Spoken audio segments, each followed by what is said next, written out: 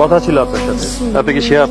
জি বলেন। শুনলাম ইদানিং কাজকর্ম বাদ দিয়ে নাকি ফ্রিজিং করা শুরু করতেন। না তো, আমি আমার সারা জীবনে কখনো ইফটিজ করি।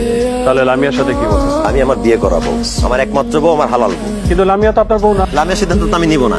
দুইজনের সংসার, দুইজনের লাইফ, দুইজনের ফিউচার, দুইজন ডিসিশন নিতে তোর একটা ডিসিশন আমি মানি না। ওর একটা ডিসিশন আপনাকে মানতে হবে। এই যে ডিভোর্স পেপার, লামিয়া সিগনেচার করে দিয়ে আগামীকাল সকাল 10টার মধ্যে সিগনেচার করে এটি আমার অফিসে পৌঁছে দেবেন।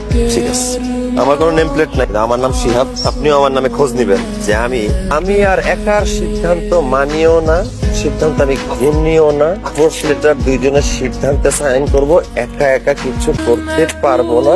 কারো কথা, কারো থ্রেটকে ভয়ও পাইও। ধন্যবাদ। यार का जिसने पूछा हमसे बिछड़े यार का হ্যাঁ, তাহলে এটা নিয়ে নিই। এক্সকিউজ মি, কে আছেন? একটু প্র্যাকটিস করুন।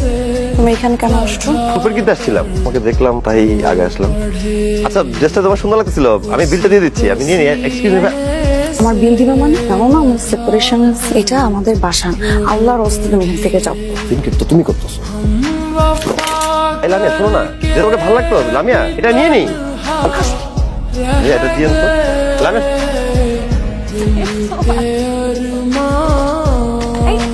আমি যদি আমি আশেপাশে তোরে কখনো দেখছি তাহলে একদম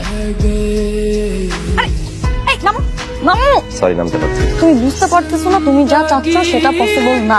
আমার যদি কারো থেকে একবার মন উঠে যায়, সেখানে আর মন বসে। তোমার থেকে আমার মন অনেক আগে উঠে গেছে। দয়া করে বাংলা কথা যা বলছি বুঝো, বোঝার চেষ্টা করো। আর নাম, রাস্তাঘাটে মানুষ দেখলে আমার ইজ্জত আছে, তোমার আমি জানি।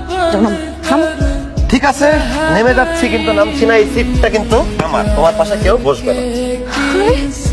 আপনি নামছেন কেন? কার চেহারা দেখতেছেন? উঠে না। এই সিটটা আমার, এখানে কাউকে মানায় না, কেউ বসতেও পারবে না, আর কেউ বসলেও লাভ নাই। ঠিক আছে, সবাই হাজবেন্ডের দায়িত্ব পালন করতে পারবে না, শুধু বৈশা রিক্সায় বাতাসি খাইতে পারবে।